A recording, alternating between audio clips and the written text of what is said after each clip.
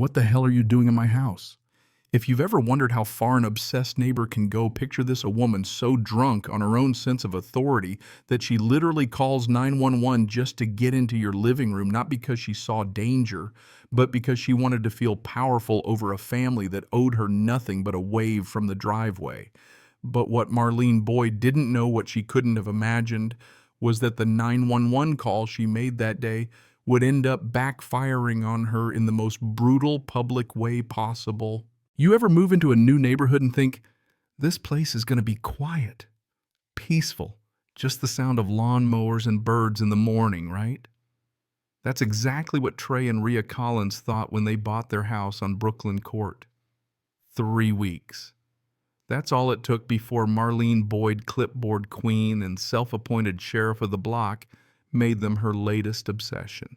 She had already driven out the last owners, Eric and Lydia Danner. The Danners tried to warn Trey and Rhea, she'll try to force you into the HOA, she'll make your life miserable. Trey thought, come on, how bad could one neighbor be? Oh, they weren't exaggerating. The kicker: there's no HOA. The agent said it, the paperwork proved it. The Danners spelled it out clear as day. The house was never ever part of the HOA. But on day 3, Marlene showed up. No welcome to the neighborhood, just a binder jammed into Trey's chest and a smile so fake you could see the strain in her cheeks. You'll need to replace this mailbox. It violates our HOA standards. Trey didn't argue. He pointed out the boundary line, showed her the documents, explained calmly, we're not in the HOA, Marlene. She ignored every word, turned on her heel like he'd just wasted her time.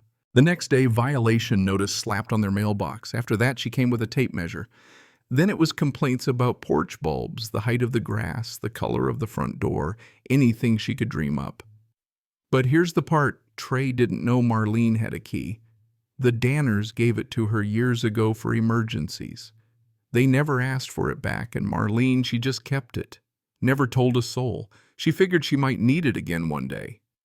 And when Trey and Rhea wouldn't kneel to her imaginary throne, she started thinking about that key a little too much. So Trey puts up a gate, a little keypad, nothing fancy, just enough to say, please stay on your side, Marlene.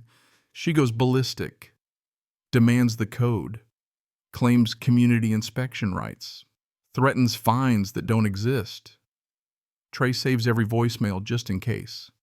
By the 3rd week, she isn't even pretending anymore. She wants in. She wants control.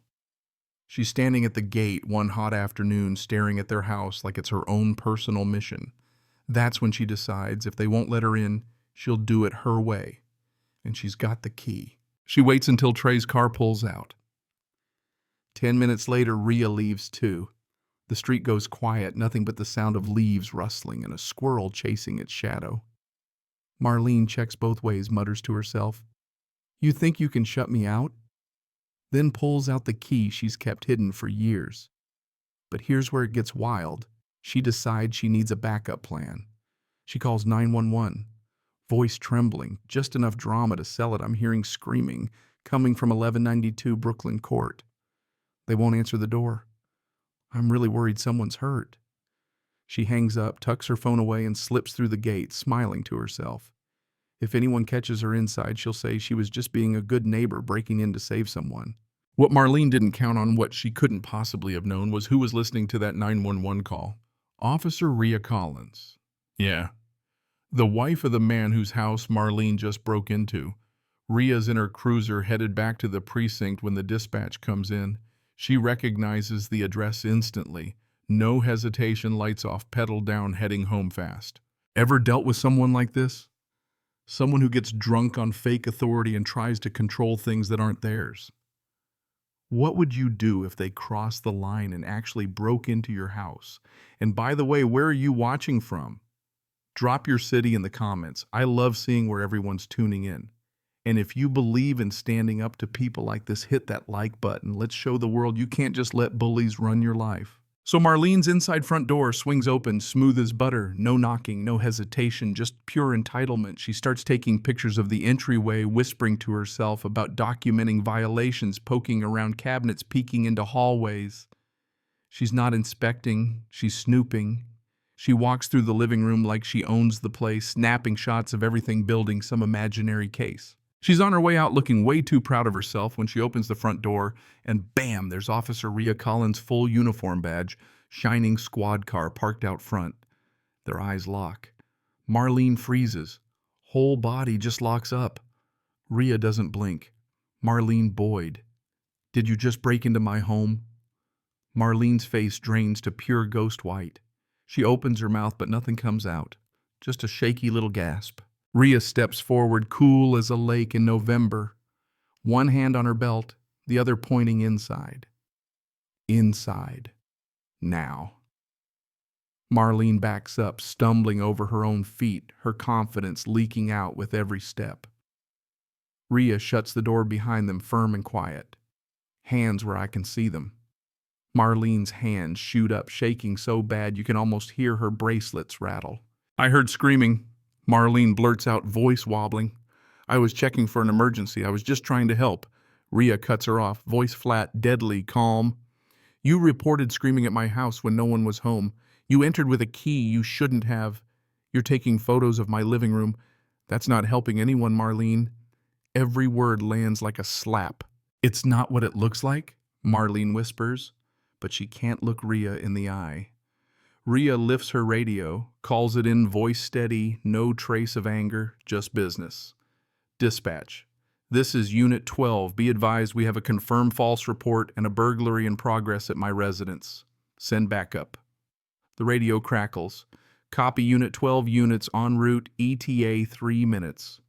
Marlene's knees actually buckle. Burglary, she stammers.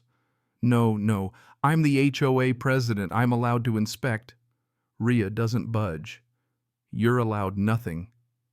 This house isn't under your HOA. Even if it was, presidents don't get keys to private homes. Marlene's eyes go wide. She knows she's done. Rhea pulls out the cuffs, nice and slow. You entered without permission, used a stolen key, triggered emergency services with a fake report. That's breaking and entering. That's criminal trespass. And that's filing a false emergency call. Click, click, cuffs locked tight. Marlene starts crying, not those movie sobs, but small panicked whimpers. Please, can we talk about this, she begs. But Rhea's having none of it. Turn around and walk. Marlene shuffles to the door, tears streaking her face. Rhea follows calm and steady. As they step onto the porch, the neighborhood's all out, some folks whispering, some straight-up filming. And there's Marlene, the self-declared queen of Brooklyn Court, standing in handcuffs on the very porch she tried to rule. Backup rolls up, lights flashing, no sirens, just in time to see the show. Officer Turner Blake steps out, nods at Rhea. You good? Yeah, Rhea says.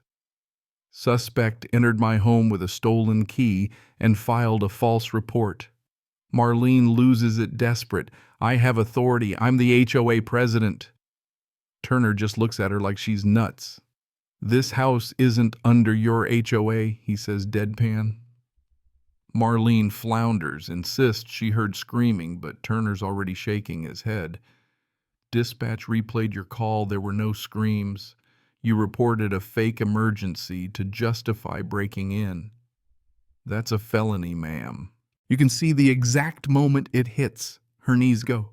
Rhea has to steady her. Put her in the cruiser, Rhea says. They escort Marlene down the walk, neighbors filming, some smiling, probably folks she'd harassed before. Marlene begs, pleads, blames it on a misunderstanding, but Rhea's voice is like stone. You meant every second of it, and you've done it before. They load her into the backseat, door closes with a heavy thud. Later, Rhea's out front with the officers, neighbors buzzing all around. She explains voicemails, violation notices, weeks of harassment. And today Marlene broke in. The case is airtight. Marlene gets booked breaking and entering trespass, filing a false police report, misuse of 911. The story spreads through the block faster than wildfire. That night, the HOA board calls an emergency meeting. Marlene's gone removed unanimously. Turns out half the street had stories about her. Next morning, she served a restraining order, banned from coming within 100 feet of Trey and Rhea's place.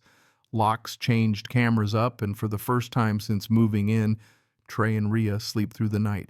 Justice doesn't always show up when you want it, but when it finally lands where it belongs, it hits hard. And sometimes it comes with the whole neighborhood watching.